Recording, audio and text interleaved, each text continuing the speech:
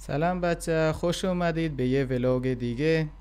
امروز قراره که با هم دیگه بریم بریس و اونجا واسه خودم ماهی بگیرم و شما رو میخواستم با خودم ببرم که ما ماهی چطوری میگیریم. البته امروز میخوام ماهی بخرم، نه اینکه برم دریا ماهی بگیرم. برای اون ولاگ انشالله یه روز دیگه میریم، چون الان فصلش نیست، الان تعطیلات، لنجه ها و قایقه همه بستن، زیاد ماهی هم نیست. البته تو سردخونه ها که هست اونجا میریم ماهی میخریم و برمیگردیم.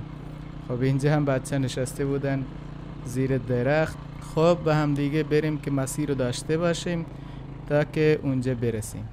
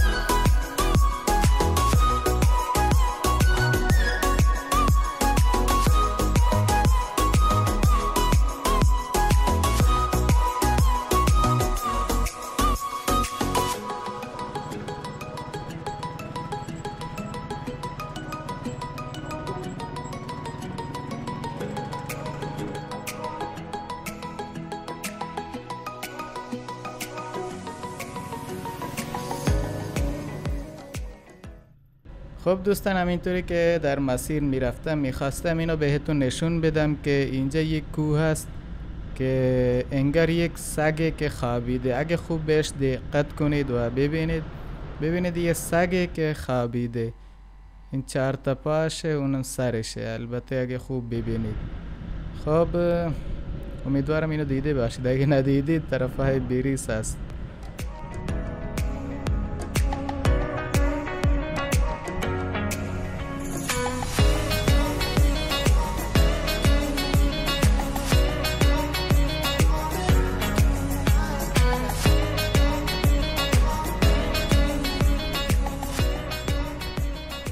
خب اینم شهر بریس. البته مستقیم که بری به بازارش میرسی، به شهرش، و اینجایی که هست اینجا سردخونه و شرکتاشه. منم از اینجا پیاده شدم. این جاده ها رو دارن درست میکنن، دو طرفه کنن که خیلی هم عالی میشه واسه ما. اینم شرکتی که سمت چپ من میبینید، این شرکت هم شرکت تونماییه. منم میخواستم برم سردخونه، چون ماهی رو تو سردخونه میذارن. خب بریم ببینیم چی میگه، ماهی چی داره. البته ماهی که من دنبالشم ماهی خرگوره. نمیدونم به فارسی هم همینو میگن یا که نه، ولی ما میگیم خرگور. خب اینم از شرکتش که میبینید. البته درش گرفته. الان من برم داخل بپرسم ببینم آیا ماهی دارند از اینا یا که نه، بعداً بهتون میگم.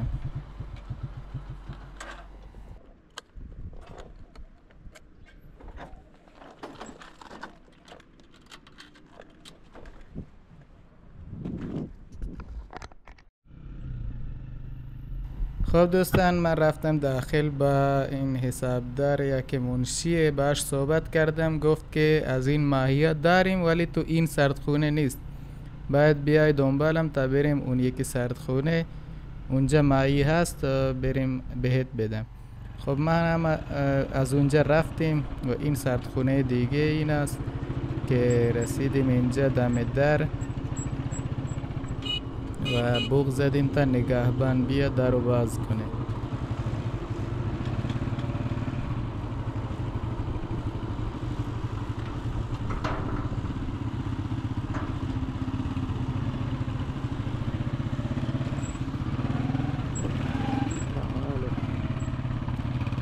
خب وقتی از اینجا داشتیم میرفتیم، موتورش صدای میداد، گاز نمیخورد، خاموش میشد. بهش گفتم که مطمئن بنزین داره؟ گفت داره بنزین که داره. بنزین نکرده؟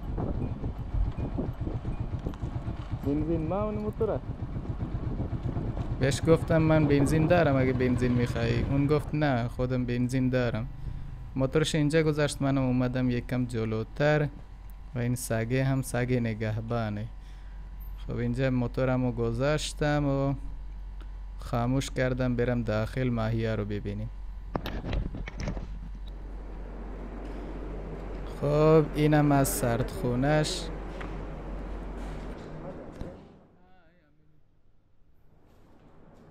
این ماهی که اینجا میبینید تو سبد این سارومه و ماهی خیلی زیاد بود. از اون ماهی که من میخواستم این ماهی پایین میبینید میش ماهیه. اینم از ماهی که من گرفتم، خرگوره. حالا بریم ببینیم چند کیلو میشه که پولاشو بهش بدیم و برگردیم. البته یک کار کوچولو هم داریم. اینجا اومدم که وزن کنم، وزنش 5.5 بود. خب آوردم سوار موتور کردم بستم. حالا برم که اونجا ببرمش. یه جا هست تو شرکت تونه ماهی که اونجا به هره میبرن، چون این ماهی الان منجمده و خیلی سفته، نمیشه که با دست برید. نمیتونم من بذارمش تا که نرم بشه.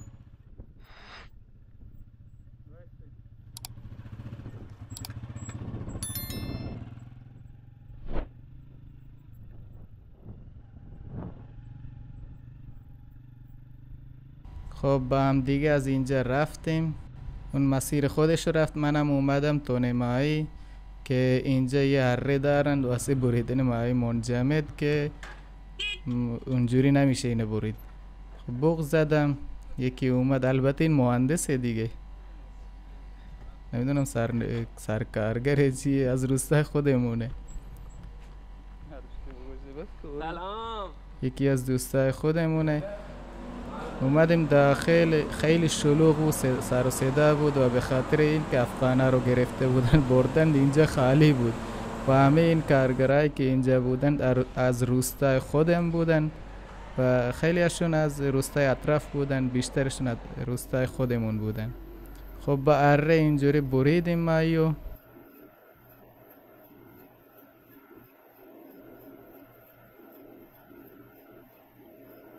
این یکی هم مهندسه. این مایه رو این قدی کردیم، برش دادم. بعدش میخواستم به شما یک کوچولو نشون بدم که چطوری تونه ماهی درست میکنن.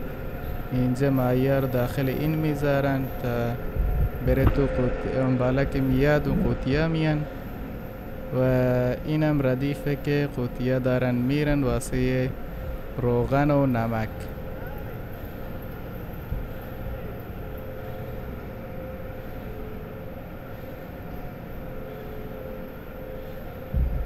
البته اگه ویلوگ کاملش رو میخواید که چطوری درست میشن حتما در کامنت ها به هم بگید. قبلش ویدیو رو که حتما لایک کنید، حتما به هم بگید تا یه ویلوگ کامل از ساخت تونه ماهی بهتون بگم. این کوچولو میخواستم اینجا بهتون نشون بدم. اینم اتوکلا بشه. اینجا میان گرم میکنند و بعد میذارن تو انبار. و این یکی اتاقم اتاق جته که بهش تاریخ میزنند و اون شرکت و چیزهایی که داخلشه می نویسندش. خب اینم انبارشه که خیلی تونه ماهی اینجا گذاشته شده. ما هم بریم دیگه. ماهی رو سوار موتورم کردم، تو خورجین گذاشتمش. بعدشم رفتم که بریم روستا.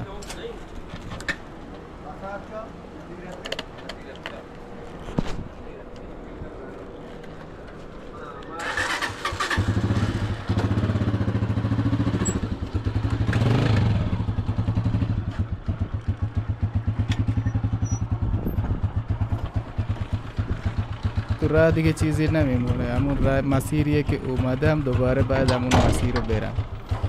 خب این بود یه ویلوگ روزانه از من که امیدوارم خوشتون اومده باشه. و برای دیدن ویلوگ های دیگه و روزمرگی من حتما چینل رو سابسکرایب کنید و اون زنگوله رو روی همه بذارید تا که در آینده ویلوگی که گذاشتم و نوتیفیکیشنش واسه شما بیاد و به راحتی بتونید ببینید. و این کوهی که میبینید این کوه معروف به شیرکوه که یه سر داره عین شیر.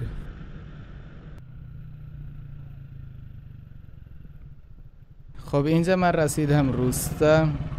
خب تا یه ویلوگ دیگه شما رو به خدای بزرگ میسپارم. خدا یار و نگهدارتون.